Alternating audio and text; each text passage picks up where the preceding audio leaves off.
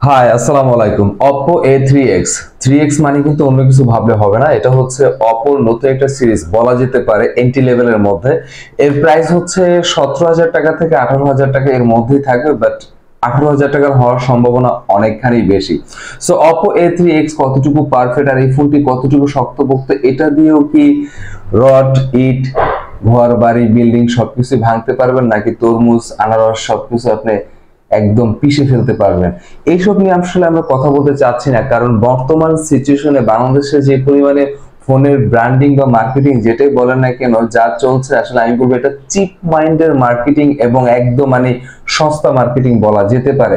কারণ একটা ফোন আপনি ওই ওই কাজগুলো আসলে করবেন না যেগুলো দেখাচ্ছে, আর একটা ফোন কতটুকু শক্তপোক্ত সেটা এইভাবে মার্কেটিং করলে আসলে এটা মানে প্রুভ হয় না যে ফোনটা অনেক শক্তপোক্ত। আসলে এটা আমার ব্যক্তিগত ওপিনিয়ন, এটা আসলে করা উচিত না। সো যে পরিমাণে মার্কেটিং চলছে, মনে হচ্ছে ওয়ার্ল্ডের মধ্যে প্রথম বাংলাদেশে IP54 রেটিং এর একটা স্মার্টফোন নিয়ে এসেছে তারা, অথবা এই প্রথম এত শক্তপোক্ত ফোন আমরা দেখতে পাচ্ছি। এটা আসলে উচিত না। যাই হোক, এটা নিয়ে আমরা কথা বলতে চাচ্ছি না, আমরা কথা বলবো Oppo A3X এই ফোনটি নিয়ে।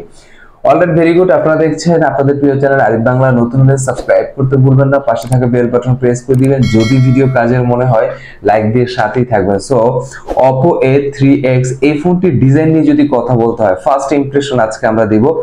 ডিজাইনটা আমার কাছে বেশ চমৎকার লেগেছে, বাট হঠাৎ করে যদি আপনি এই ফোনটা দেখেন আপনার কাছে মনে হবে ভিভোর ভাই ব্রাদার। কারণ ভিভো ফোনের যে এই মিড রেঞ্জের বা এন্ট্রি লেভেলের যে ফোনগুলো হয়ে থাকে ওয়াই সিরিজের, তাদের সাথে ডিজাইনটা অনেকখানি মিলে যায়।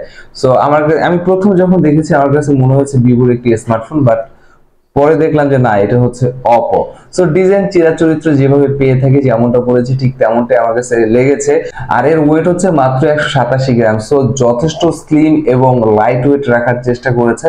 আপনি যদি লং টাইম হাতে ক্যারি করেন বোর ফিল করবেন না, এবং থিকনেস খুবই কম, 7.7 mm থিকনেস। তার মানে পাতলা একদম, মানে লাইট ওয়েট যেমন স্লিম তেমন রাখার চেষ্টা করেছে। ব্যাক প্যানেলে solid plastic polycarbonate fibre side frame, সেখানে আমরা ফাইবারই পাচ্ছি। আর ডিসপ্লের কথা বলে এখানে বেশ বড়সড় একটি ডিসপ্লে আমরা দেখতে পাচ্ছি।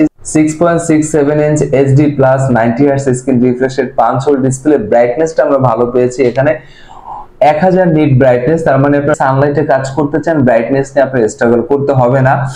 এরপর এখানে যদি আমরা ভেরিয়েন্টের কথা বলি, আপাতত আমরা একটি ভেরিয়েন্টই পাচ্ছি 4GB RAM। 4GB RAM এর সাথে আপনি আরো 4GB এক্সট্রা অ্যাড করতে পারবেন। আর এখানে আমরা স্টোরেজ পাচ্ছি 128GB, বাট 128GB স্টোরেজ হলেও এখানে র্যামটা আমার কাছে খুবই নগণ্য এবং জঘন্য মনে হয়েছে। কারণ 17 থেকে 18,000 টাকা অ্যাটলিস্ট 6GB RAM দেওয়া উচিত ছিল Oppo A3X এই ভাইয়ের। কারণ বর্তমান মার্কেট কিন্তু কম্পিটিশনের বাজার। সো যেখানে আমরা ভালো পাবো সেখানে আমরা চলে যাব।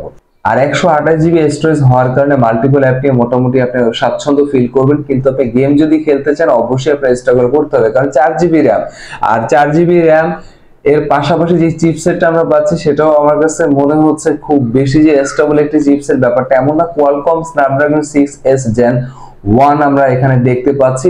সো এই চিপসেটটি আসলে কতটুকু আউটপুট দেয় সেটাই দেখার বিষয়। যখন আমরা ফুল রিভিউ নিয়ে হাজির হব তখন অবশ্যই আমরা ডিসকাশন করতে পারবো আসলে এই চিপসেটের এবং এই র্যাম রমের সমন্বয় Oppo A3X এর আউটপুটটা কতটুকু পারফেক্ট ছিল বা কতটুকু যৌক্তিক। এবং এখানে 5000 mAh ব্যাটারি পাচ্ছি। আর ইন্টারেস্টিং ফ্যাক্ট হচ্ছে 5000 mAh ব্যাটারি হলেও ফোনটা খুবই লাইট ওয়েট রাখার চেষ্টা করেছে এবং স্লিম রেখেছে। আর আমার কাছে খুবই ভালো লেগেছে 5000 mAh ব্যাটারিকে টেক কেয়ার করার জন্য কিন্তু আমরা বক্সের মধ্যেই দেখতে পাচ্ছি 45 ওয়াটের ফাস্ট চার্জার। সো ডেফিনেটলি এটা কিন্তু চমৎকার একটি বিষয় যে এই প্রাইস সেগমেন্টের এই ভেরিয়েন্টের মধ্যে আপনি 45 ওয়াটের চার্জার পাচ্ছেন। এটা অবশ্যই প্রশংসার দাবি রাখতেই পারে। আর ক্যামেরার কথা বললে ব্যাক প্যানেলে আমরা ডুয়াল ক্যামেরা সেটআপ পাচ্ছি। মেইন যে শুটার সেটা হচ্ছে 8 মেগাপিক্সেল, এবং 8 মেগাপিক্সেলের সাথে আরো একটা সেন্সর আমরা পেয়ে যাচ্ছি। আর 8 মেগাপিক্সেলের আউটপুট কেমন ছিল, কতটুকু আপনি যদি সানলাইটে ছবি তোলেন মোটামুটি চালিয়ে নেওয়ার মতো, তারপরও ফুল রিভিউতে আমরা ডিটেইলে আলোচনা করব। এবং সেলফি ক্যামেরা 5 মেগাপিক্সেল, আর 5 মেগাপিক্সেল অবশ্যই স্কিপ করা উচিত ছিল। এই প্রাইস সেগমেন্টের মধ্যে 8 মেগাপিক্সেল সেলফি এবং রেয়ার যে ক্যামেরা সেটা ডেফিনেটলি অ্যাটলিস্ট 16 মেগাপিক্সেল অথবা 50 মেগাপিক্সেল দেওয়া উচিত ছিল। Alright, very good. এতটুকুই ছিল ফার্স্ট ইমপ্রেশন।